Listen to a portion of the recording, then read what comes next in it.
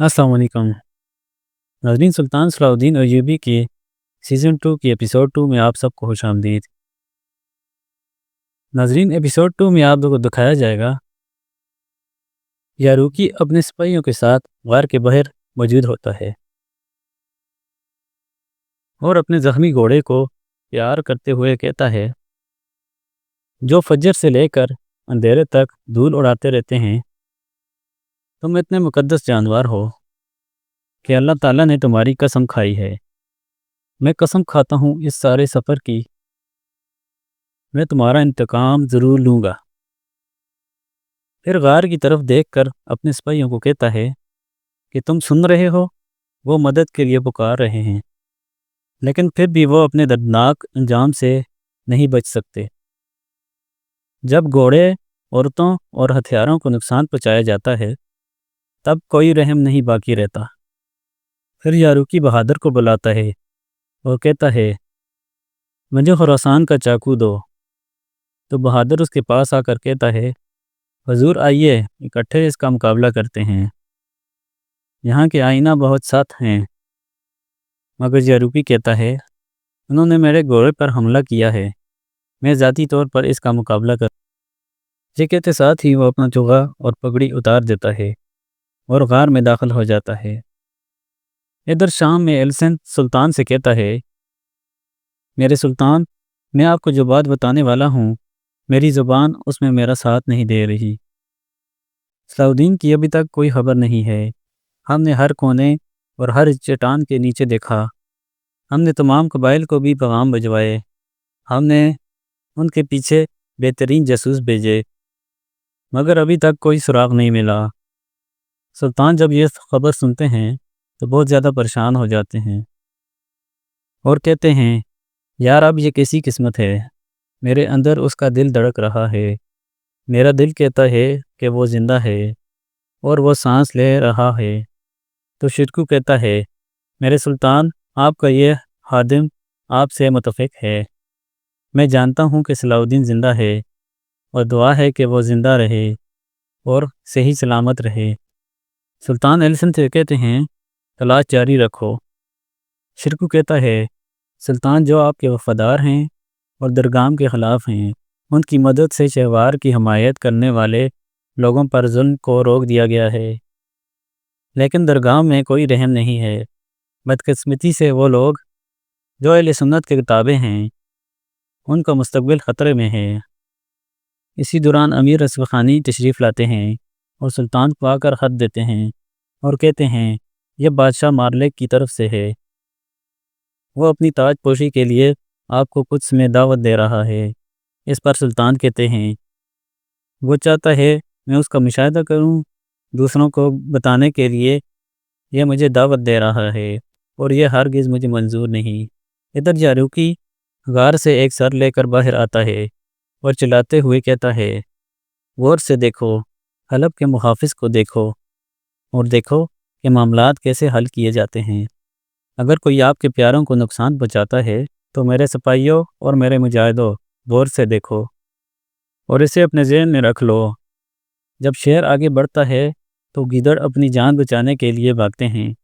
दूसरी तरफ हम देखते हैं कि कुएं के बाहर सलाहुद्दीन को होश आ जाता है और वह उठ के बैठते हैं तो बालन उनके पास मौजूद नहीं होता। वो अपनी जेब से एक निशान निकालते हैं और उसे देखते हैं और याद करते हैं जब वो जंगल में बेहोश हुए थे और एक शख्स उनकी जानब बढ़ रहा था। इतने में बालन आ जाता है और सलाहुद्दीन वो निशान छुपा देते हैं। बालन उनके पास आकर कहता है, नींद एक गहरा गड़ा है, लगता है तुम उससे अभी तक बाहर नहीं आए। यह एक जड़ी बूटी है, यह इसी मौसम में उगती है और ज़ख्मों के लिए बहुत अच्छी है। ये सुनते साथ ही सलाहुद्दीन उससे बूटी ले लेते हैं और पूछते हैं, तुम कौन हो? तो बालन कहता है, मैं भी यही सवाल पूछने वाला था। मैं एक मुसाफिर हूँ और यहाँ अजनबी। सलाहुद्दीन कहते हैं, एक ऐसा अजनबी जो जंगल में जड़ी बूटियों को अच्छे से जानता है। तो बालन कहता है, मेरा जिस्म नहीं, मेरी रूह यहाँ अजनबी है। मुझ पर शक करना बंद करो। اور چلو مجھے بتاؤ کنویں میں کتنے دن رہے ہو، کیا تمہیں یاد ہے تم کیسے گرے؟ صلاح الدین کہتے ہیں مجھے کچھ یاد نہیں۔ بالن کہتا ہے مجھے یقین ہے کہ تم اپنا نام نہیں بھولے ہوگے، میں جونس ہوں۔ یہ کہہ کر بالن صلاح الدین کی طرف ہاتھ بڑھاتا ہے۔ صلاح الدین کہتے ہیں میں یوسف ہوں۔ بالن یہ سن کر کہتا ہے تم بھی یعقوب علیہ السلام کے بیٹے یوسف علیہ السلام کی طرح خوش نصیب ہو، میں غلاموں کا تاجر نہیں ہوں۔ ادھر سمندر کے کنارے ایک تاجر نے غلام قید کیے ہوتے ہیں اور وہ سپاہی سے کہتا ہے ان میں سے چند ایک کو چھوڑ کر باقی سب بیکار ہیں، ہم نے انہیں بیکار ہی کھلا پلا رہے ہیں، پتہ نہیں تم نے ان 3 بندوں کو کیسے کھو دیا، مجھے ان غلاموں کی جگہ تمہیں پنجرے میں ڈال دینا چاہیے۔ یہ کہہ کر وہ آگے بڑھ جاتا ہے۔ ناظرین اس کے بعد ہمیں مصر کا شہر قاہرہ دکھایا جاتا ہے۔ یہاں وزیر درگام آگے بڑھ رہے ہوتے ہیں۔ سپاہی اسے کہتا ہے یہ ہمارے لیے خوش قسمتی کی بات ہے کہ آپ یہاں تشریف لائے۔ جب نیل کا پانی زمین کے ساتھ مل جائے گا تو میں آپ کو یقین دلاتا ہوں کہ لوگوں میں بدامنی کے بجائے امن ہو جائے گا۔ درگام کہتا ہے مصر میں حکمرانی ہمیشہ ایسی ہی رہتی ہے، دریائے نیل کو پیچھے چھوڑنے والا کبھی پیچھے نہیں رہتا۔ میں چاہتا ہوں کہ ہر چیز بغیر کسی پریشانی کے ترتیب دی جائے۔ تو سپاہی کہتا ہے ہمارا صرف ایک مسئلہ ہے، قاضی فاضل ابھی آس پاس نہیں ہے، جیسا کہ وہ سالوں تک دیوان کی قیادت کرتا رہا ہے، لیکن آپ کو فکر نہیں کرنی چاہیے۔ آپ کے حکم کے مطابق لڑائی کے لیے ایک عظیم چوک تیار کر دیا گیا ہے۔ مصر کے چاروں جانب سے بہترین جنگجو آپ کی تفریح کے لیے لائے جا رہے ہیں۔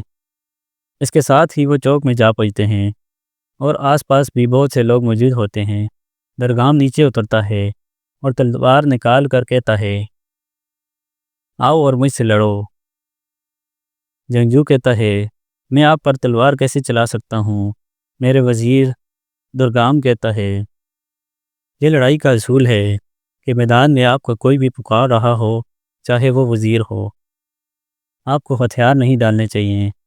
اس کے ساتھ ہی لڑائی شروع ہو جاتی ہے، مگر درگام بڑے آرام سے جنگجو کے حملے کو پسپا کرتے ہوئے اسے زمین پر پٹخ دیتا ہے اور اسے ہرا دیتا ہے۔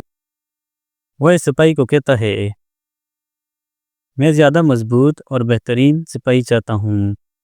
یہ کہتے ہی وہ جنگجو کے سینے میں تلوار گاڑ دیتا ہے، پھر وہ سپاہی زخمی حالت میں بھاگ جاتا ہے۔ ادھر قدس میں ولیم اماروے کے پاس آتا ہے۔ ولیم کو دیکھ کر اماروے خوش ہوتے ہوئے کہتا ہے میں تمہارا ہی انتظار کر رہا تھا۔ تو ولیم کہتا ہے آپ کی تاج پوشی کی دعوت سلطان نور الدین کو پہنچا دی گئی ہے، وہ تقریب سے پہلے ہی قدس میں آپ کے سامنے ہوں گے، وہ بھی اس تقریب سے پہلے آپ کے پاس آ جائیں گے۔ اماروے کہتا ہے مجھے خوشی ہوئی کہ ولیم تم میرے ساتھ ہو، تمہیں مصر میں بھی اچھی قسمت ملے گی۔ بتاؤ تازہ ترین صورتحال کیا ہے؟ کیا درگام اب بھی ہمارے ساتھ خفیہ اتحاد قائم کرنا چاہتا ہے؟ ولیم کہتا ہے دراصل وہ زیادہ نہیں چاہتا، لیکن ہم چاہتے ہیں۔ مصر میں دراندازی کے لیے درار تلاش کرنا آسان نہیں ہوگا، لیکن ہم یہ موقع ضائع نہیں کر سکتے۔ اس کے بعد امارلک کا بیٹا وہاں آتا ہے، جسے دیکھ کر وہ کہتا ہے یہ رہا قدس کی بادشاہت کا قیمتی وارث پرنس بالڈوم، تمہیں خصوصی تعلیم کے لیے استاد ولیم کے حوالے کیا جاتا ہے۔ عقلمند بادشاہ بننے کے لیے تمہیں انہیں غور سے سننا ہوگا۔ دوسری طرف کنویں کے باہر صلاح الدین جیسے ہی کھڑے ہوتے ہیں تو لڑکھڑا کر گر جاتے ہیں۔ یہ دیکھ کر بالن انہیں سہارا دیتا ہے اور کہتا ہے تم ابھی بھی روانہ ہونے کے لیے تیار نہیں ہو؟ تو صلاح الدین کہتے ہیں مجھے فوراً شام جانا ہے۔ بالن پوچھتا ہے کیا تم وہاں رہتے ہو؟ صلاح الدین کہتے ہیں ہاں، میں وہاں رہتا ہوں۔ پھر بالن کہتا ہے تم اس حالت میں یہاں سے نہیں جا سکتے، لیکن تم چاہو تو میں اپنے گھوڑے پر تمہیں اس راستے تک چھوڑ کر آ سکتا ہوں۔ صلاح الدین اس کا خلیہ دیکھتے ہوئے کہتے ہیں تم خود ایک مفرور حالت میں ہو۔ تو بالن کہتا ہے یہ بات کہاں سے آ گئی؟ پھر صلاح الدین کہتے ہیں شاید یہ تمہارے نام کی وجہ سے ہے۔ میں قرآن میں ایک مذکور یوسف کے قصے کو جانتا ہوں۔ جب انہیں دیا گیا فریضہ ان پر بھاری پڑنے لگا تو وہ بھاگ گئے۔ اب بتاؤ تم کیوں بھاگ رہے ہو؟ تو بالن کہتا ہے میں نہیں جانتا، شاید یہ جاننے کے لیے مجھے کسی مچھلی کو نگلنا پڑے۔ یہ بولتے ہی بالن صلاح الدین کو سہارا دیتے ہوئے آگے بڑھ جاتا ہے۔ دوسری طرف قاضی فاضل جنگی محل کے باہر پہنچ جاتا ہے اور گھوڑے سے اتر کر اپنا چہرہ عیاں کرتے ہوئے کہتا ہے میں سلطان کو جلد سے جلد دیکھنا چاہتا ہوں، زیادہ اہم مسئلہ ہے۔ سپاہی پوچھتا ہے سلطان کے سامنے کون پیش ہونا چاہتا ہے؟ تو وہ کہتے ہیں سلطان سے کہو قاضی فاضل آیا ہے۔